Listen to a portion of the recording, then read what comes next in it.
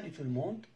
Aujourd'hui, je vais commencer un nouveau chapitre et un nouveau volet réservé à la recherche d'emploi. Pourquoi un volet à cette recherche d'emploi? Parce que la plupart des gens, qu'ils soient étudiants ou ceux qui sont à la recherche d'emploi, ils sont en train de vouloir construire une carrière, débuter une carrière, et voilà, ce processus qui est la recherche d'emploi nécessite d'être éclairci pour le bien assimiler et pour faire cette remarche selon les normes conventionnelles. Alors tout d'abord, on va mettre l'intitulé, alors la recherche d'emploi. Et on va commencer par dire que cette recherche d'emploi est un long processus qui comprend plusieurs étapes. Alors, la première étape, on va là commencer par une situation, à savoir, vous êtes diplômé. Soit vous avez un diplôme universitaire, soit vous avez un diplôme de la formation professionnelle. Donc vous avez un certificat. Alors ce certificat, c'est le premier pas qui va te permettre pour entamer cette recherche d'emploi. Alors pour faire cette recherche et réussir ta recherche d'emploi, bien sûr, pour demander un emploi, tu dois d'abord établir un CV. À ce CV, tu vas joindre une demande d'emploi ou bien une lettre de motivation. Et on sait déjà tous que pour établir un CV, il vous faut plusieurs informations. Parce que un CV se compose de plusieurs rubriques. Alors, essayons de parler du CV comme introduction. Alors, dans ce CV, vous allez mettre plusieurs informations personnelles, professionnelles, centres d'intérêt, etc., etc. Cela demande préalablement une démarche assez cruciale et importante. Il ne faut pas la négliger. C'est élaborer son bilan personnel. Et on peut ajouter professionnel. Alors, élaborer un BPP, un bilan personnel et professionnel. Alors, c'est quoi un bilan personnel ou professionnel? Déjà, comme l'indique le nom, le bilan, c'est un aperçu, c'est un résumé. Alors, de quoi? Personnel, donc, de ta personne. Qui es-tu? Comment tu es? Quel est ton tempérament, etc., etc. On va détailler ceci par la suite. Alors, puisque ce bilan est nécessaire, alors essayons de le définir. Alors, un bilan personnel professionnel, c'est l'occasion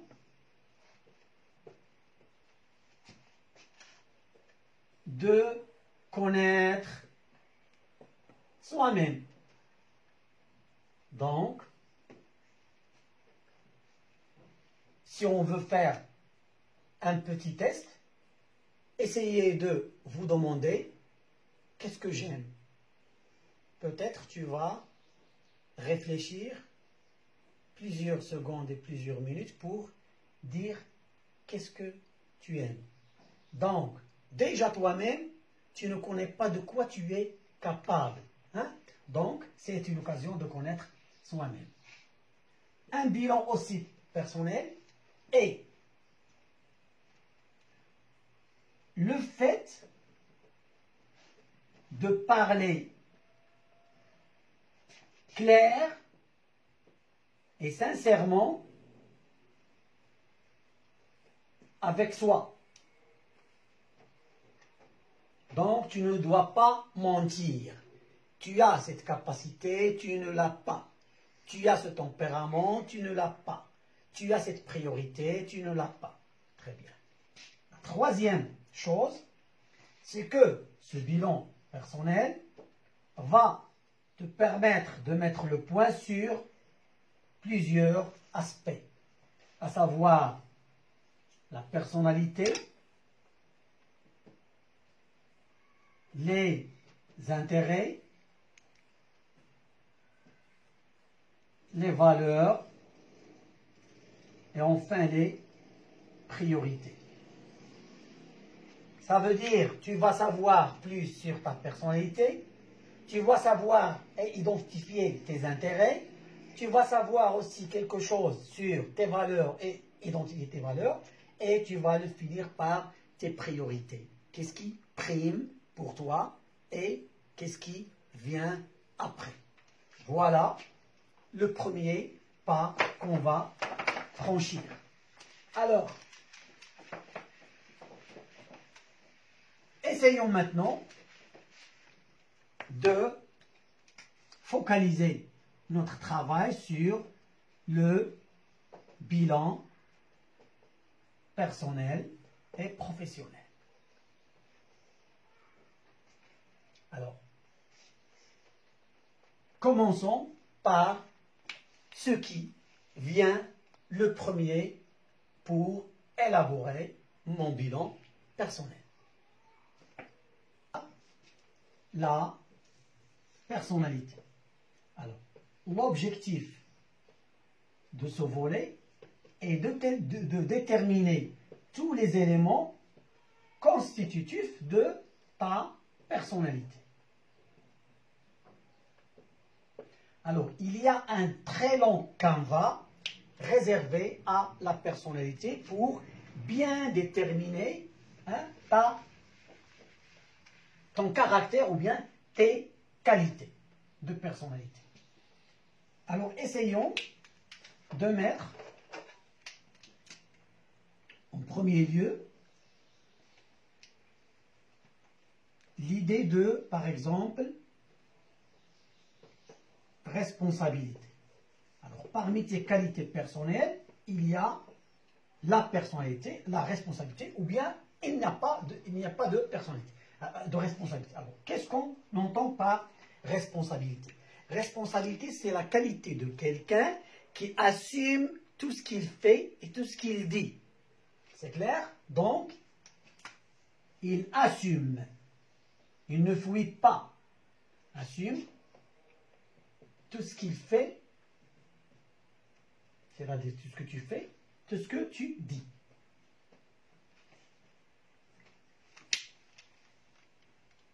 Autre aspect,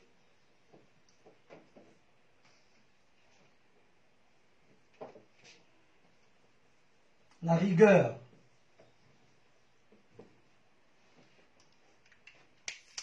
Est-ce que, en faisant un travail, ou bien en parlant à quelqu'un, est-ce que tu es rigoureux avec toi-même? C'est-à-dire, est-ce que tu parles d'une façon ferme? Est-ce que tu ne te lasses pas? Est-ce que tu cours derrière ce que tu vises? Est-ce que tu ne lâches pas? Voilà. Autre qualité, autre aspect de la personnalité,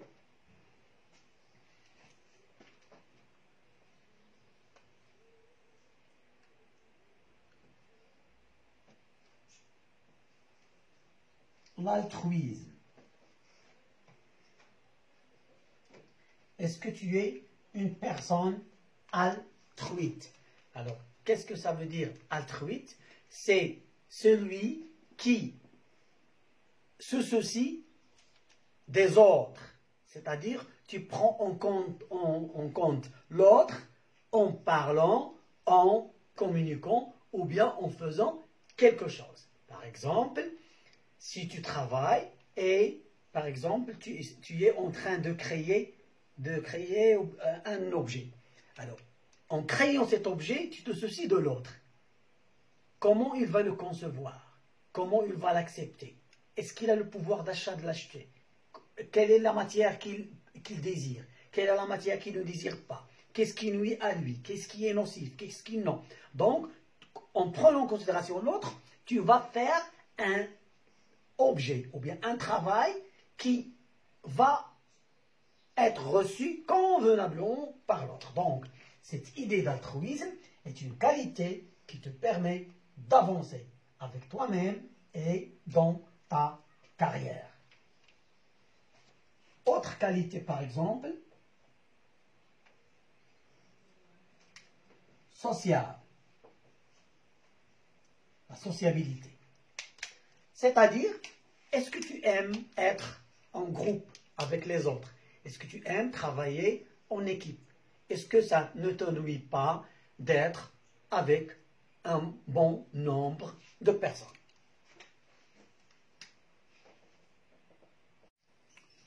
Autre aspect de la personnalité, on a l'ambition. Est-ce que tu es ambitieux? Alors, c'est quoi être ambitieux? C'est le souhait de progresser dans une mission, un environnement ou bien un poste. Donc, tu es toujours en train d'exceller, de vouloir plus. Un autre aspect aussi, c'est l'autonomie. Alors, l'autonomie, tu veux être autonome ou bien tu es autonome, donc c'est la capacité de prendre des décisions d'une façon autonome. Tu n'as pas besoin d'autrui pour prendre une décision. Donc, tu es autonome. Un autre aspect de la personnalité, c'est l'adaptabilité et initiative.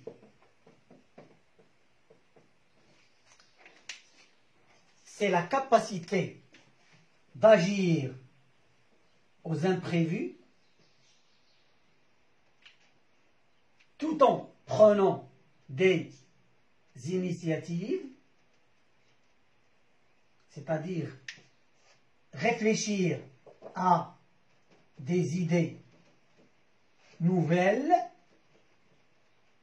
face à un problème imprévu. Donc, tu n'attends pas que les autres résolvent tes problèmes ou bien les problèmes rencontrés par l'entreprise, mais tu prends l'initiative de trouver une nouvelle idée qui va vous sortir d'un problème. Un autre aspect, à savoir l'anticipation. Et voilà une qualité qui est très demandée, surtout dans le monde des affaires. Anticiper, c'est devancer les choses avant qu'elles se réalisent. C'est-à-dire, tu te dis que voilà, d'ici un mois, cela va se produire. Donc, j'ai un mois pour réfléchir et donner une solution pour empêcher ceci de se réaliser. Donc, tu anticipes les choses, hein? Tu devances les choses. Tu es toujours d'un pas ou bien de 3 pas d'avance sur la réalisation d'une telle chose. Donc, tu peux éviter. Maintenant, on va passer à un autre aspect, à savoir la flexibilité et la diplomatie. Alors ça veut dire quoi? C'est la capacité à écouter l'autre, à intégrer cet autre et à accepter les différents points de vue, même s'ils sont divergents. Donc, tu es quelqu'un qui sait écouter, qui accepte la différence, qui accepte la divergence des idées. Donc, tu n'es pas quelqu'un qui est rigide, qui n'aime que ça, ce qu'il dit ou bien ce qu'il pense. L'autre capacité, c'est l'éloquence et la conviction. Alors, c'est quoi l'éloquence? C'est l'art de bien parler. Et la conviction, c'est l'art de convaincre. Donc, c'est une capacité à s'exprimer d'une façon enthousiaste, spontanée et persuasive, ou bien convaincante. Quand tu parles, tu peux influencer l'autre positivement. Tu peux le convaincre, tu peux le persuader. Et en usant de quoi? Du pouvoir de la parole. Parce que le verbe a un pouvoir sur l'autre. Que seul celui qui peut parler avec des mots positifs, des mots qui ont une grande force pour convaincre, a ce droit et c'est ce qu'il pense.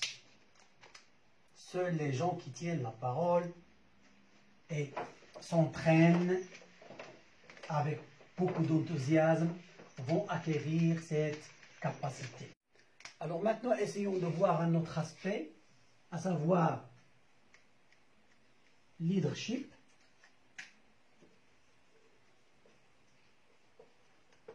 Et charisme. Alors, c'est quoi leadership et charisme? C'est la capacité à mobiliser une personne ou une équipe à être référent professionnel ayant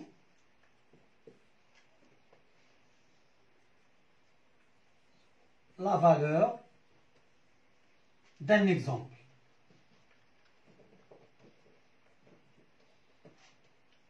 Donc, dans cette capacité, tu découvres que tu as cette capacité d'agir sur un ensemble de personnes et tout en le montrant que tu es un exemple, un modèle à suivre. Donc, tu es pour eux un leader et tu as du charisme.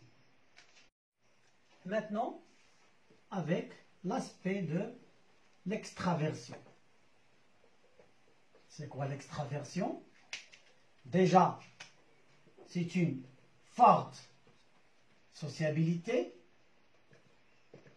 et c'est bien sûr la capacité à communiquer avec les autres et à tisser des relations harmonieuses avec son entourage. Ça veut dire que tu peux communiquer avec plusieurs gens qui forment ton entourage d'une façon harmonieuse. Tu influences leur personnalité. Tu as un attrait sur eux. Tu écoutes ce qu'ils disent. Tu acceptes l'indifférence. Tu développes l'écoute active. Tu es toujours en train de parler en souriant. Tu ne refuses personne. Tu ne rejettes personne. Donc, tu as ce caractère d'extraversion qui te donne cette forte sociabilité. Et maintenant, avec la productivité et le dynamisme, deux qualités en une seule. C'est quoi cette qualité? C'est la capacité d'exécuter, de faire, de réaliser ces objectifs dans des délais optimisés. Par exemple, nous avons au sein de l'entreprise deux employés, l'employé 1 et l'employé 2. On a dit à l'employé, on a demandé à l'employé 2 de traiter 10 dossiers et l'autre aussi, on lui a demandé de traiter 10 dossiers. Alors, au fur et à mesure que le temps passe, on a vu que l'employé 2 a fait le travail en 1 heure. Alors que le premier employé,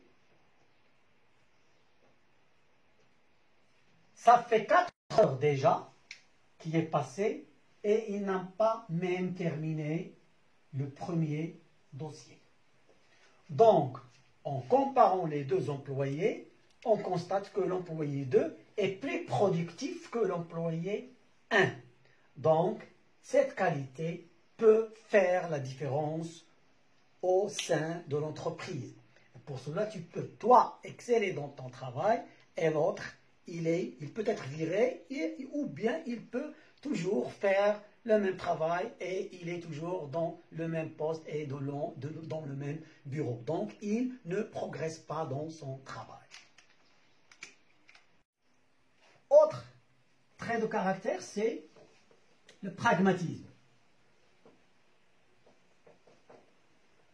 Alors, pragmatisme, c'est être pratique. Ça veut dire que tu es doué pour les idées concrètes plus qu'abstraites et conceptuelles.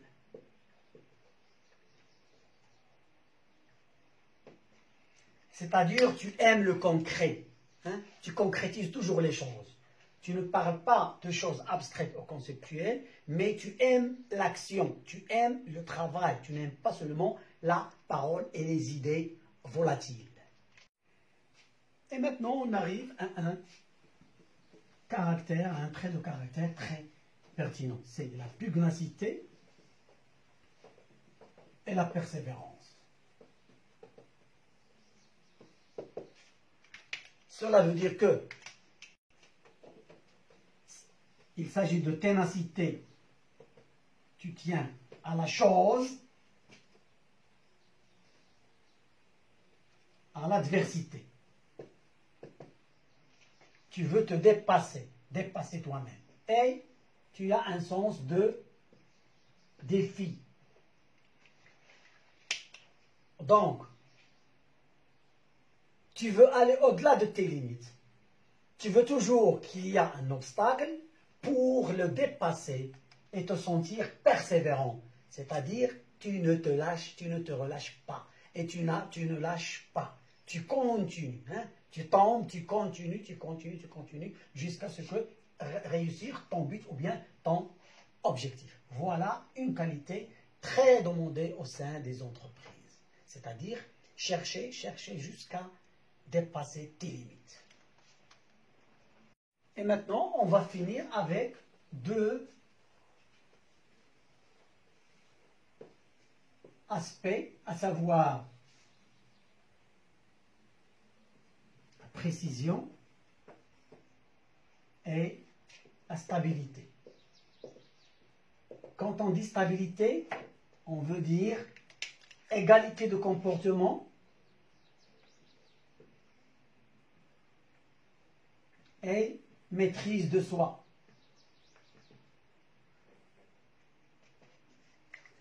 ça veut dire que tu adoptes avec l'entourage ou bien au sein de l'entreprise un comportement, plusieurs comportements qui sont stables. Tu es serviable, tu es serviable. Tu es dynamique, tu es dynamique. Mais pas aujourd'hui tu es dynamique, demain tu es inactif, etc. Non, tu gardes un comportement stable. La maîtrise de soi, ça veut dire tout le monde te voit calme. Donc tu maîtrises toi-même. Et demain tu es calme, l'autre jour. Donc, et tu as une maîtrise de soi. Tout le monde va dire que tu es quelqu'un qui est stable dans son comportement. Et maintenant pour la précision, ça c'est faire bien ou faire mieux qu'il soit, et aussi maîtrise de l'ensemble du processus.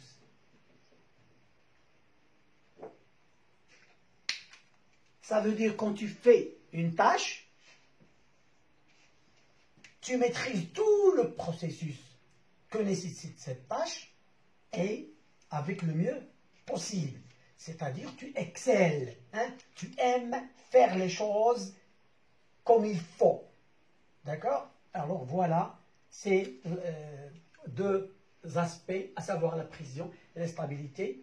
Et avec ces deux aspects, on a fini avec le travail sur le bilan professionnel et plus exactement sur le volet de la personnalité. Alors, la vidéo prochaine, Inch'Allah, va porter sur le volet des intérêts.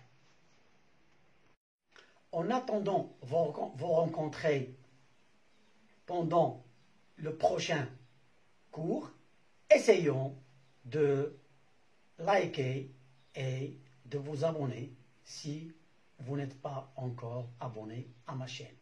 Et merci de votre attention.